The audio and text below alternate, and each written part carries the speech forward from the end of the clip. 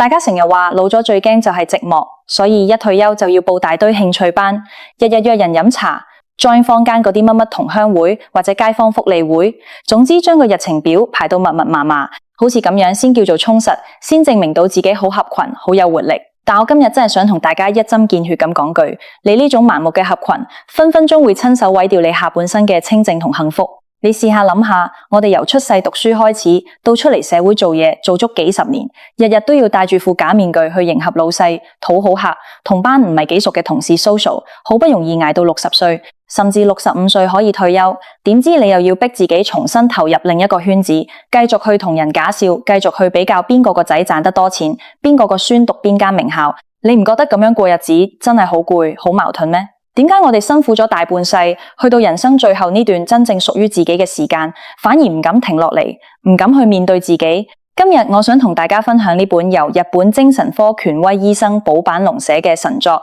叫《孤獨才是最棒的晚年》。呢本書簡直就係為我哋呢班喺繁華都市入面，俾群體壓力壓到抖唔到氣嘅人度身訂造。書入面用咗好多血淋淋嘅真實醫學個案同心理學分析，話俾大家聽，原來人到老年最頂級嘅修行、最奢華嘅享受，根本唔係咩熱熱鬧鬧嘅聚會，而係2個字：孤獨。講到呢度，大家可能第一時間會反駁我，話人係群居動物，如果老咗冇朋友冇社交，就會好容易得老人痴呆，好容易抑鬱。其實呢個係大眾最大嘅誤解。保坂隆醫生喺書入面一開頭就指出，好多人將孤獨同孤立呢2個概念混淆咗。所謂孤立係你想響人幫手嘅時候無人理你，係一種被逼、無奈同社會斷絕聯繫嘅悲慘狀態，但孤獨完全係2回事。孤獨係一種主動嘅選擇，係一種精神上嘅自給自足，係你明白咗人際關係嘅本質之後，決定將時間同精力留返俾自己。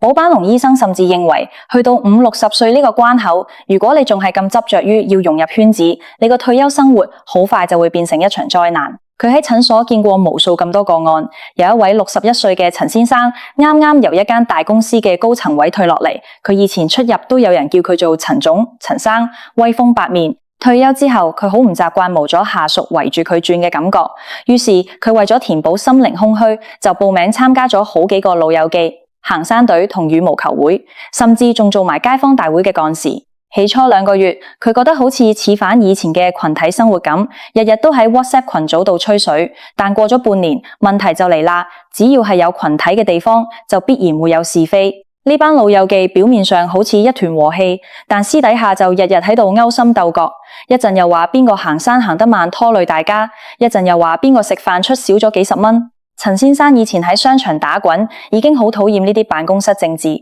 結果退休之後，竟然又要幫呢班老友記調解是非。最慘嘅係，有次大家食飯，有人講起自己個仔喺中環做律師，買咗層幾千萬嘅樓，大家就一齊附和讚嘆，然後轉頭問陳先生個仔做緊乜，陳先生話自己個仔喺社福機構做，大家嘅眼神即刻變得好微妙。陳先生返到屋企之後，成晚瞓唔住，心入面不斷喺度比較，以前在職嘅自信心因為呢啲無謂嘅比較而崩潰晒。最後佢唔單止冇因為合群而變得開心，反而引發咗嚴重嘅焦慮症，要睇精神科。呢個個案話俾我哋聽，盲目合群帶嚟嘅唔係溫暖，而係無止境嘅社交內耗。好多香港人一世都好驚唔合群，覺得如果自己一條友食飯，一條友睇戲，就係失敗者，或者係性格有問題。呢種集體主義嘅思想喺年輕嘅時候或者可以幫你建立人脈、拓展事業，但去到你50、60歲之後，佢就會變成你心靈上嘅枷鎖。你想下，你前半生過嘅日子，有幾多%係真正為自己而活？細個讀書要聽阿媽話，大個返工要睇老細面色，結咗婚要顧住老婆仔女，好不容易將對仔女拉扯到30幾歲，成家立室啦，你以為終於可以鬆一口氣，點知你又將自己塞入另一個叫同輩圈子嘅籠入面。有好多老人家為咗顯示自己好合群，甚至連自己嘅作息時間都要去遷就人哋。人哋話朝早6點要去公園耍太極，你明明習慣8點先醒，但為咗同大家有共同話題，硬生生逼自己天未光就爬起身，結果搞到全日都冇精神。又或者一班街坊約埋去茶樓飲茶，大家點咗一大堆好油膩嘅點心，你明明三高超標，醫生叫你食得清淡啲，但你為咗唔想掃大家興，為咗顯得自己合好相處，唯有硬住頭皮一齊食，反到屋企又要偷偷摸摸食，降血壓藥。你話咁樣嘅群體生活，對你個身體，對你個心理有乜嘢益處？孤獨才是最棒的晚年。入面講得好啱，真正高質量嘅晚年係要學識做一個任性嘅人。呢度講嘅任性，唔係叫你去自私自利，去害人，而係你要攞返自己人生嘅主導權，唔需要再因為人哋嘅眼光而妥協。寶坂龍醫生仲喺書入面提出一個好尖銳嘅觀點，你以為你喺退休圈子入面識到嘅叫朋友，其實絕大多數都只係消磨時間嘅同伴而已。呢兩種人有本質上嘅分別，真正嘅朋友係可以交流心靈，可以互相理解，就算大家坐埋一齊10分鐘唔講嘢，都唔會覺得尷尬嘅人。但呢種朋友，一個人一生之中能有2、3個已經係執到。而你喺退休班或者茶樓入面識到嗰啲，大部分都只是因為大家都咁啱有大把時間要打發，所以先聚埋一齊。一旦大家嘅興趣唔同咗，或者其中一個人搬走咗，呢種關係就會即刻斷裂。更可怕嘅係，呢種消磨時間嘅同伴，往往會帶嚟負能量。你試下留意下，平時街坊茶座或者公園入面，班老人家聚埋一齊，通常會傾啲乜？不外乎3樣嘢。第一，講自己身體邊度痛，邊個醫生好，食緊乜嘢藥。將個聚會變成一個比慘大會。第二，講仔女、講新抱、講女婿，表面上係讚，實質上係暗中較勁，充滿咗虛榮心同自妒。第三就係講時事、講社會福利，或者講某某街坊嘅八卦是非，怨天怨地。如果你日日都將自己浸泡喺呢啲充滿負能量、充滿抱怨、充滿攀比嘅環境入面，你嘅大腦會接收到乜嘢信息？你嘅心情點會好？長期落去，你個精神面貌只會越來越蒼老，越來越萎靡。相反，如果你敢於拒絕呢啲無效社交，選擇享受一個人的時間，你反而可以將呢啲時間用嚟做自己真正中意嘅事。你可以喺屋企靜靜地睇一本以前冇時間睇嘅書，你可以去行山聽下雀仔叫，你可以去學一門完全唔需要同人交際嘅手藝，例如寫書法或者種植花草。喺呢個全神貫注嘅過程入面，你大腦會分泌內啡肽，你會感受到一種前所未有嘅平靜同滿足，呢個先至係真正嘅高質量養生。當然，好多人會話，我都明白一個人清靜，但係如果成日一個人都會好悶、好無聊嘛？寶坂龍醫生就喺書入面教大家點樣去建立一個人的生活節奏。佢認為晚年嘅孤獨絕對唔代表要過得好邋遢、好頹廢，相反，你要比以前更加精緻、更加講究。例如有好多人一條友食飯嘅時候就隨便淥個公仔麵，或者食尋晚嘅剩菜剩飯，覺得反正得自己一個，求其填飽個肚就算。但寶坂龍醫生話，咁樣做係對自己生命嘅一種怠慢。越係一個人，你越要將餐飯煮得精緻。你要去街市揀最生猛嘅魚、最時令嘅菜，返到屋企用一隻好靚嘅碟裝好，慢慢品嘗食物嘅原汁原味。呢個過程其實就是一種對自己身體嘅愛護，同埋一種生活嘅儀式感。你唔需要去同人搭訕，唔需要講埋啲應酬說話，你可以100%將精力集中喺味覺上面。呢種快樂同班人嘻嘻哈哈食完一餐飯之後嘅空虛感相比，高層次得多。而且當你習慣咗一個人過日子，你會發現自己嘅感官變得敏銳咗。以前返工匆匆忙忙，你幾時有留意過屋企樓下棵樹？到咗秋天，葉會變黃。你幾時有聽過落雨嘅時候，雨點打喺窗花上面嗰種有節奏嘅聲？呢啲大自然賜予我哋嘅禮物，往往只有喺你一個人心境平靜嘅時候，你先能夠真正領略到。書入面仲提到一個好重要嘅現象，寶坂龍醫生叫佢做退休丈夫綜合症。呢個問題喺香港其實非常普遍，好多男人一世都係事業型，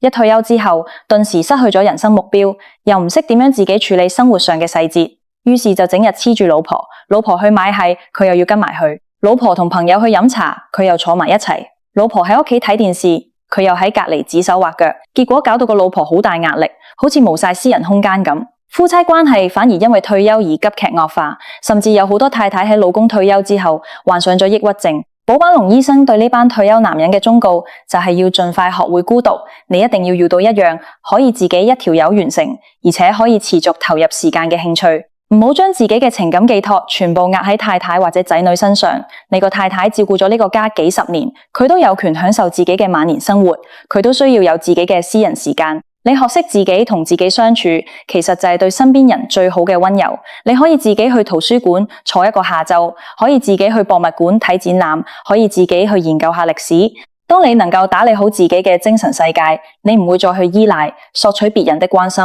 你反而會變成一個散發住幽默感、包容力同智慧嘅認老長者。到時就算你唔主動去追逐人群，人哋見到你活得咁精彩、咁灑脫，反而會主動想靠近你。再者，我哋仲要面對一個好現實，但好多人都逃避緊嘅問題，就係伴侶終將會先走一步，或者自己終將要一個人生活。無論你依家同伴侶幾恩愛，家庭幾美滿，由於平均壽命同各種意外因素，人生到咗最後嗰段路，好大機率你都要獨自面對。寶坂龍醫生喺書入面寫得好殘忍，但好清醒。如果你喺60歲、65歲嘅時候，冇培養好孤獨嘅能力，冇建立起一套強大嘅心理防禦系統，一旦有一日你嘅伴侶先走一步，或者你身體開始出現毛病，唔可以再周圍去同人 social 嘅時候，你個精神世界就會好似豆腐渣工程咁，瞬間坍塌。佢喺臨床上見過太多咁嘅悲劇。有好多老人家本來好開朗，好鍾意熱鬧，點知老伴突然中風過身，佢因為一世都冇習慣過一條友生活，頓時覺得天塌落嚟。佢唔識得點樣處理嗰種空洞感，又唔敢一個人留喺間屋度，結果喺短短幾個月之內，成個人急速衰老，認知障礙症、抑鬱症接踵而來，甚至好快就跟住過身。相反，如果一早喺晚年初期就主動去練習高質量嘅獨處，習慣咗一個人看書、一個人聽音樂、一個人去思考人生，咁樣當面對人生最後嘅變故或者離別嘅時候，你個心就會有一股強大嘅定力，你會明白世間萬物都有定數，每個人來到呢個世界都係孤身一人，走嘅時候亦都一樣。你能夠平靜地接納呢個現實，帶住尊嚴同從容，行完人生最後嘅1里路。所以老咗真係唔需要勉強自己去熱鬧，熱鬧係人哋嘅，而清靜同自在先係屬於你嘅。當你到咗某個歲數，你就要學識幫自己嘅人際關係做斷捨離。嗰啲1年都見唔到一次，見到面又只係講是非嘅舊同學聚會，推咗佢啦。嗰啲要你夾硬講笑話，要你出錢出力去迎合人哋嘅街坊組織，推咗佢啦。嗰啲成日喺 WhatsApp 發放未經證實嘅長輩圖，或者散播恐慌情緒嘅群組，退群或者靜音啦。將你寶貴嘅時間用嚟同自己對話，用嚟同大自然相處，你會發現原來當你放低咗合群呢個執念，你個心靈空間會變大好多。你可以做返最真實嘅自己，你可以大聲咁笑，亦都可以靜靜咁改作。正如《孤獨才是最棒的晚年》呢本書所講，孤獨唔係一種懲罰，而係上天喺你人生嘅下半場賜予你最珍貴、最自由嘅奢侈品。希望今日嘅分享可以幫到每一位正喺度為咗社交而煩惱，或者正在規劃緊退休生活嘅朋友。記住，人生活到最後，最高級嘅活法就係活得像你自己。